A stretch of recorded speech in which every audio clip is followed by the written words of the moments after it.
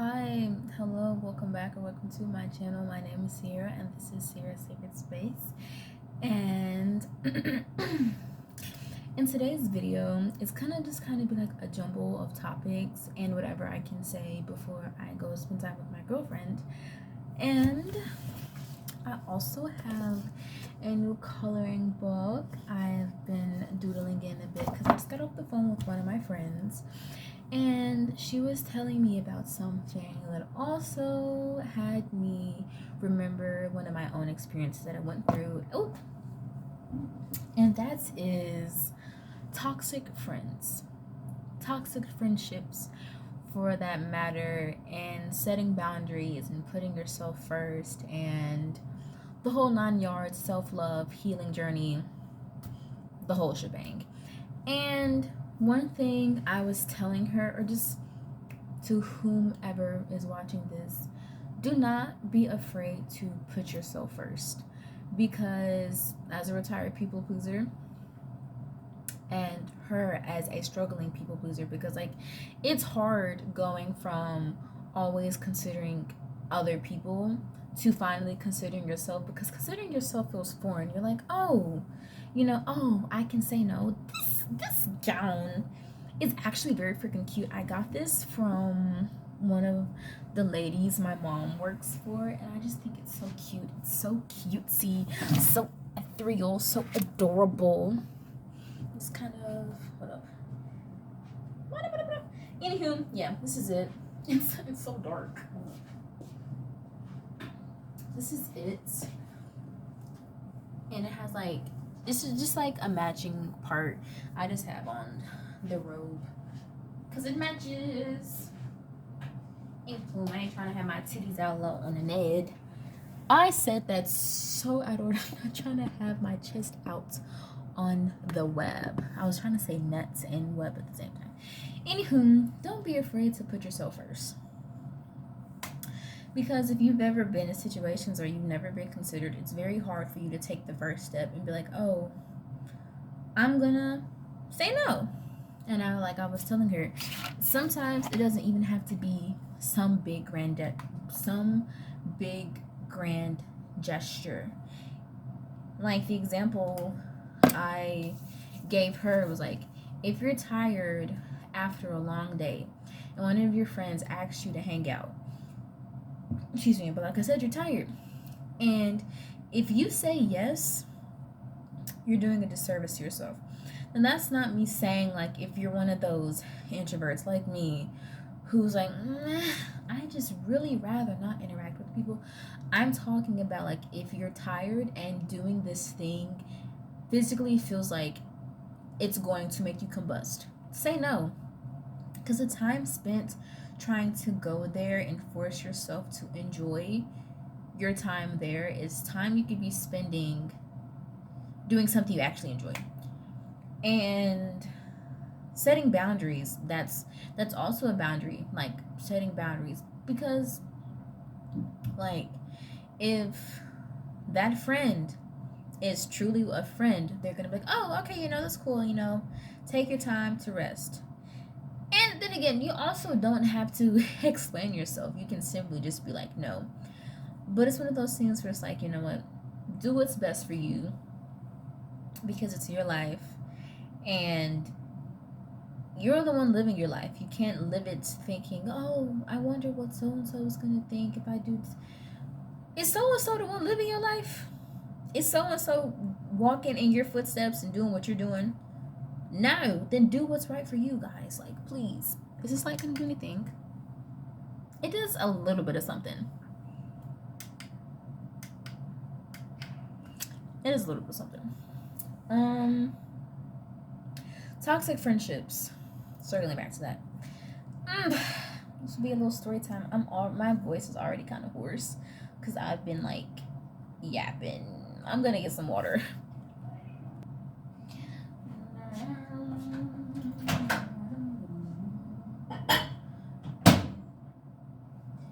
Ideal temperature to warm up my water is 45 seconds. I forgot I'm on a tripod. I can carry you guys with me. Where's the light? Ah! Oh, it's so cute. It's so cutesy. Should I stand up? I've kind of been sitting. I don't know where to put the camera to where I can, like, I'd have to move stuff back a bit. It doesn't fit. It doesn't fit. Oh, girl, all I gotta do is stand the freaking thing up. There we go. That being dark back there. Well, it's not dark. Like, I have a, let's see, you can't see it anyways. I'm not over.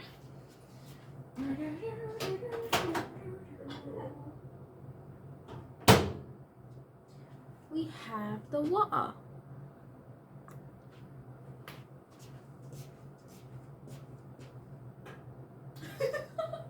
I'll turn the light on back there just because I can. Okay. Insert story time now. So, oh my gosh, guys. Okay, so for some context, this person that I'm talking about, they were already in a friend group with my girlfriend and one of our other friends. At the time, me and my girlfriend weren't dating, but I think I'm gonna write something on Substack about being smushed into friend groups, and something about this, something I think now is like the beauty of being like the floater friend, because like I enjoy it. I enjoy not being stuck to like one set role, because I don't know, like being the mom friend or being the therapist friend is like okay, but that's not all I am. So I just kind of exist, and I have like singular friends. Like at my birthday party, only nobody was like a mutual friend of everybody, and everybody was also introverts. We were ambiverts. Everyone was ambivert. We were introverts and extroverts put together. So the interactions was like, okay, we're gonna fall into a nice comfortable silence. We're gonna eat. We're gonna yap, because we're all yappers on the low. Just gotta scoop out the scenery. But I've gotten excited, and now I'm stumbling over my words, and this is low-key giving me anxiety because I don't want to pop the titties. So we're gonna put on the granny one. So I'm gonna talk like this. Okay, cool. I've gotten excited. All right. So for context, I want to say my freshman year. Yeah, my freshman year, I was roommates with a girlie I knew from school. Like we were like close enough to live together, but we weren't close enough to where I could like comfortably yap, because she was more of the scholarly type, and like I was also a scholarly type, but it was like it like we kind of clashed a bit, but not in a bad way. So from there, I met these two people. I actually met them because they were looking for snacks at the vending machine, but the vending machine didn't work, and I had also just coincidentally opened my door because the people above us were going crazy. So open the door, and the one that is no longer in my life said something about like, oh, do you have snacks? And I gave him fruit snacks. Come to find out that the other girlie was roommates with my now girlfriend. So it was kind of like a full circle moment when we all kind of met. But so for some context, if you didn't know, I do nails and etc. If you want to see the nails and stuff that I do, my Instagram is nails by Sierra, NAILSS by CIRA. I'll probably tag it in my description. But again, I do nails. And at the time, I was still getting into the groove of like finally letting people pay me for what they thought my nail set was worth. And yeah, yeah. So I did their nails. Yeah. Oh my goodness, I'm getting my timelines mixed up. Moral of the story is they wanted me to do their nails, and they asked me how much I would charge. And I said 40 at the time. And they were like, oh, that's too much, you're not licensed. Come to find out, It was like maybe A, finances were funny. I'm like, okay, cool. Say that instead of trying to discredit me and saying XYZ, because babes, if I'm spending almost like 5 or 6 hours bedazzling every nail on your finger, every nail on your hand, even now I'm like, darn, I could have charged so much more, but I don't, because we're college students. Like, I'm not about to do that. Anyways, moral of the story, this friend was someone who often had me questioning my abilities or my self-worth. It was a lot of like, basically I couldn't be comfortable being myself. It was like if I talked too much, it was like it was an issue. If I did too much, it was an issue. I remember, let's say like fast forward, the semester before last, not last semester, but the semester before that, yeah, the semester before that, 2024. Guys, let me give you the scenario. So me and my girlfriend, we were dating at the time, I can't remember. Anywho, me and my girlfriend, she went to go pick up them and then our other friend from like work. Was it something, guys, something. And so our other friend gets in the back seat, you know, she says, hey. We're like, hey. Of course, me being me, you know, the little sweetheart I am, I'm like, hey. No answer. And so I turn around because, like, she's sitting directly behind me. So I turn around and I'm like, hey. No answer.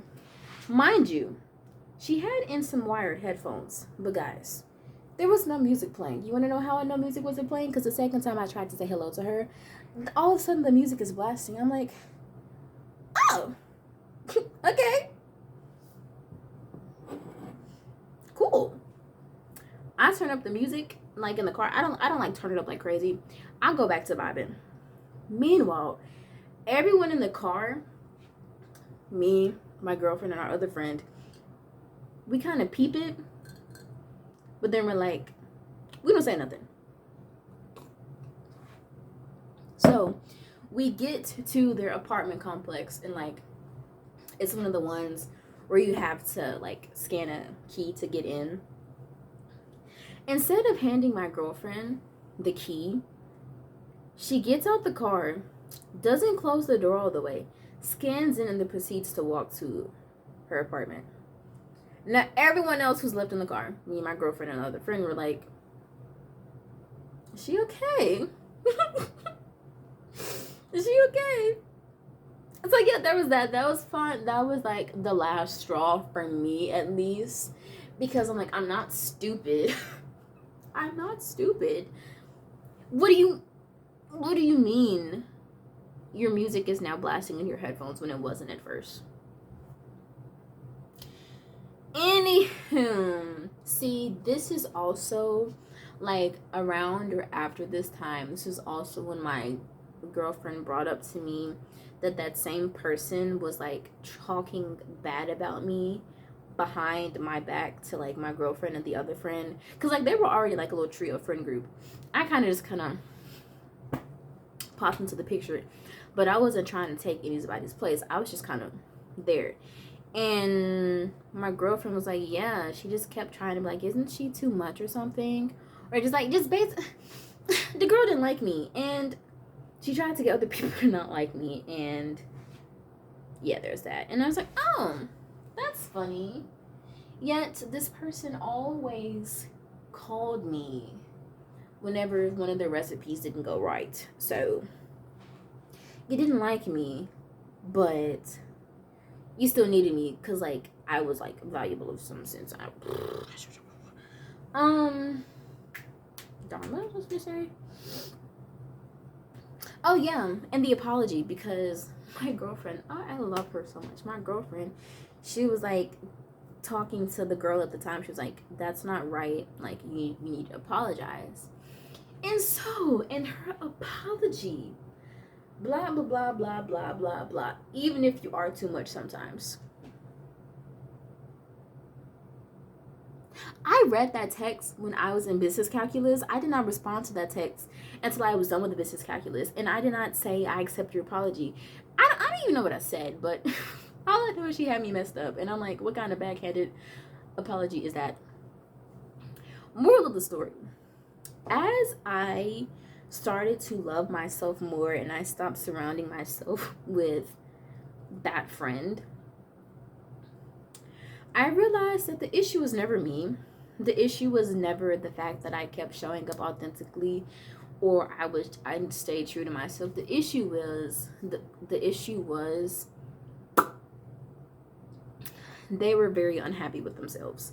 And I'm not gonna go into any of the other stuff that happened because like that's not my place to say. But moral of the story is like they cut off all their other friends and it was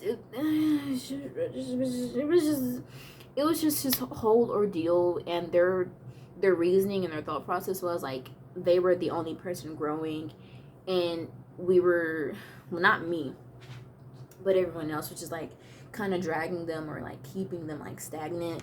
And hearing my girlfriend tell me this, I'm like, girl, what? But I mean, like I said, I don't wish ill on anyone, you know. I wish them well and etc. Because like, you know, it has to be very, very lonely thinking you're above everybody and you're like untouchable when you constantly put people down. Insert toxic friendships. And my other friend, the one I was yapping to with, completely separate from the people I was just talking about, she was experiencing something or is experiencing something with a friend that she was telling me. She's like, oh, they're saying these things and it just makes me feel bad. And I didn't even really register anything else at first because I'm like, if this person is your friend and they're making you feel bad about yourself, that's not a friend.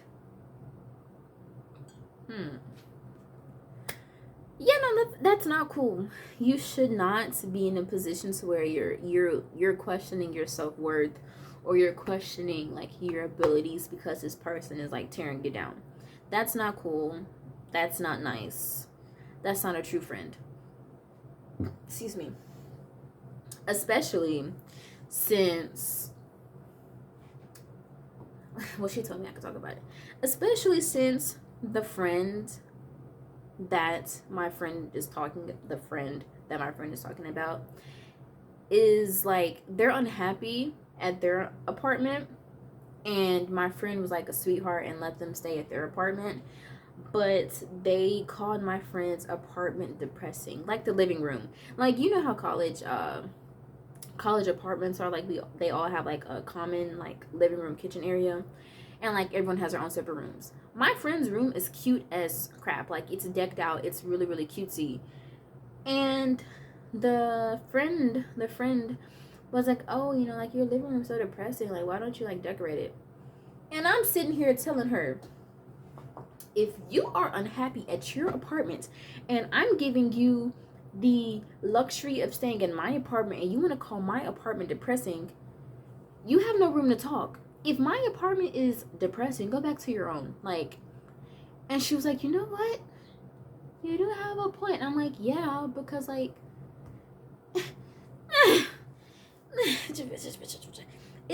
it's just infuriating. Cause like logically thinking about it now, I'm like, the whole source of bullying is because like they're either unhappy, they're jealous, and they see something they want. They see something that you have that they want. And she was like, but I mean, there's not really anything like that I have that, you know, she should be jealous of. I'm like, girl, you would be surprised. People can be jealous over the most randomest things. And I'm like, you know what? I get that. And I'm sitting here, I'm like, thinking back to the story time I just told you. Girly Pop was jealous over how I was getting treated by my girlfriend, who we were just friends at the time, but she was getting jealous. Or, you know, I'm just gonna think she was jealous because, like, you know what? Maybe I would. Excuse me. Was I sitting in the front seat? Yes. Was I about to get my happy tail out of the front seat to go in the back seat? No. If I'm already in the car buckled up, what do I look like getting out of my seat to get in the back seat just for me to get in the front? Anyways, it's so funny thinking about it now. It's funny, like in low key still it. When I say it irks me, it doesn't irk me. It's like it makes me like angry now. It's just like, dang girl, you were worried about the wrong thing. And what else? Yeah, no. Putting yourself first and boundaries and stuff, it is essentially something that is like can be difficult at first, especially if it's not something you're used to. I got my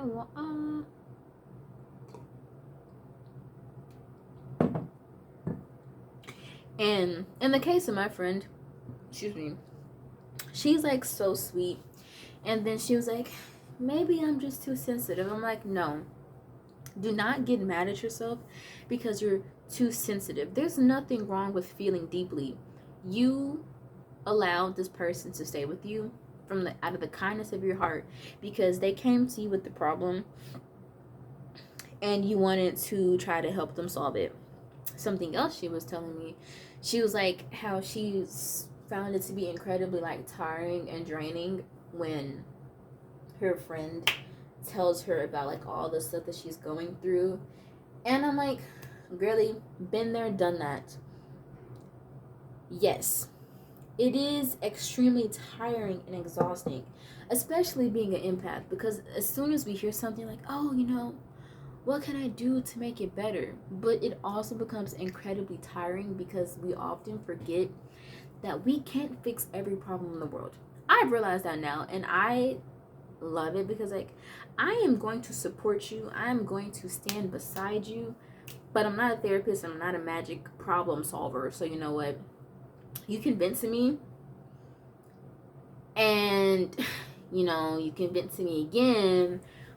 But if it starts getting to the point where it's like, you know what? Go to a therapist. Like, I am someone who talks about things until I feel better about them.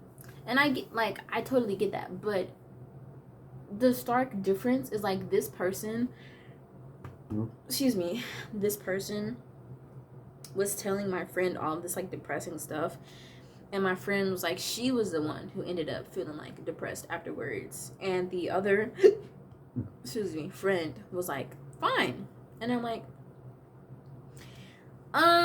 energy transfer or something like that. But it's like, I was also telling her, misery loves company. And, if she sees you happy and living your life and just doing whatever you're doing and she's not in the position to do that, she's gonna not like that. So she's either going to, not either. She's going to talk you down to where she is, or she's going to ensure somehow or some way that you end up in the same position as her, one way or another. Something like that. But, like, I was telling her, like, because she was telling me how she just, like, she was feeling bad and, like, she was getting behind in her schoolwork and stuff because of this friend. I'm like, well, setting boundaries is also a part of putting yourself first. And I told her I was proud of her because she did that today, I think. Was it today? Whatever it was. She was like, her friend told her she was going to come to her job. And my friend was like, as much as I would love you to, I can't get work done if someone's like with me. So she told her friend no. And I'm like, kudos to you. It starts off so small, but it pays off in the long run. Like, I read this article on Substack, and it's like, about like growth and change and like the new year, new me. I also wrote something on Substack called The Art of Starting Over Again. You should check it out if you want to. My Substack is Sierra's Sacred Space. Sierra's Sacred Space. About the art starting over again. Like, new year, new me? No. New year. What? Guys, let me just go to it. Let me just go to what I was. No. Hold up. Let me just go to it. I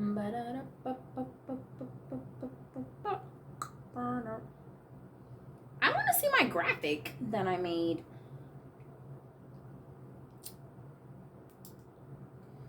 What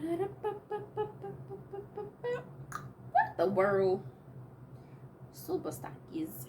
I still haven't really gotten familiar with the. Oh my goodness. Hold up.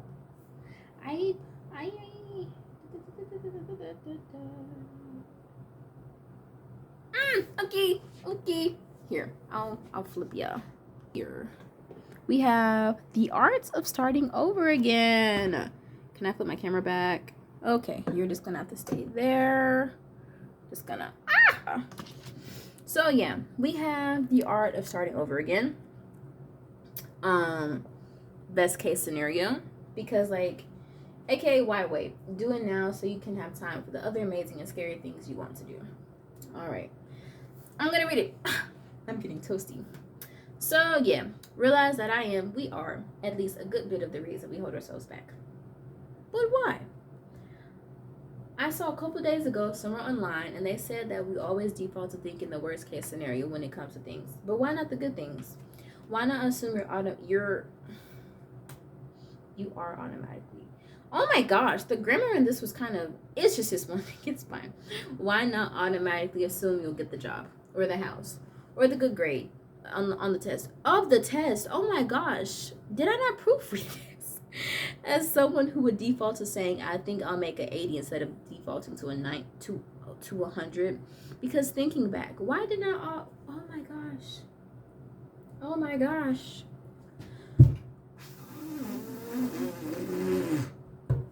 When I get excited, I can't talk real.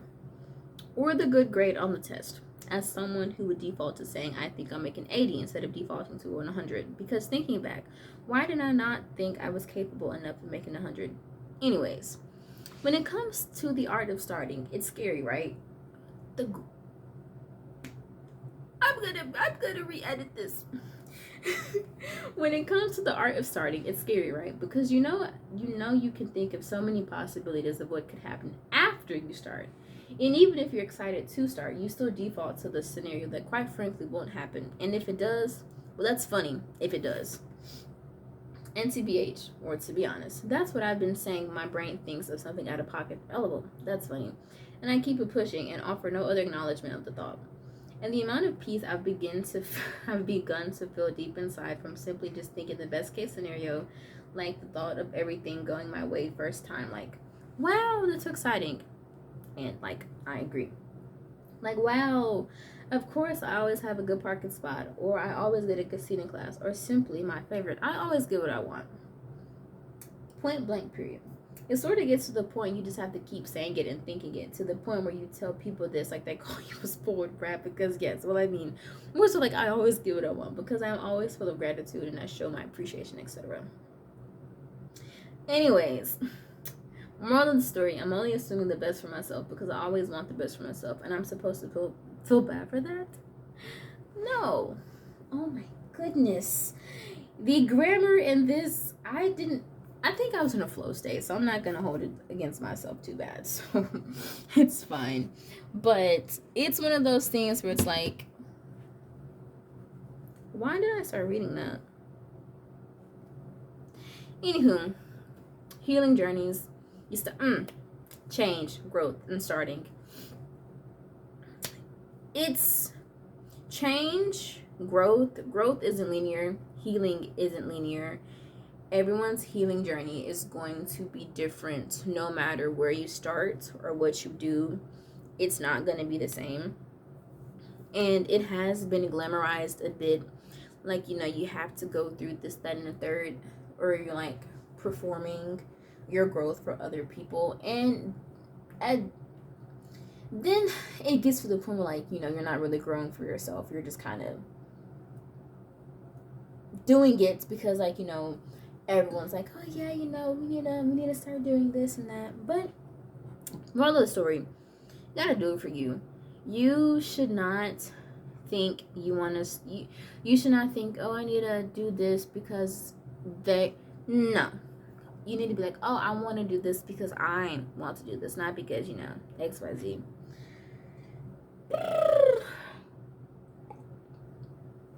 I just saw 30. We're at 30 minutes. Okay, I think that's all for now.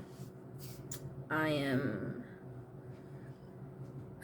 much calmer than I was at the start of the video, but I think I got everything out.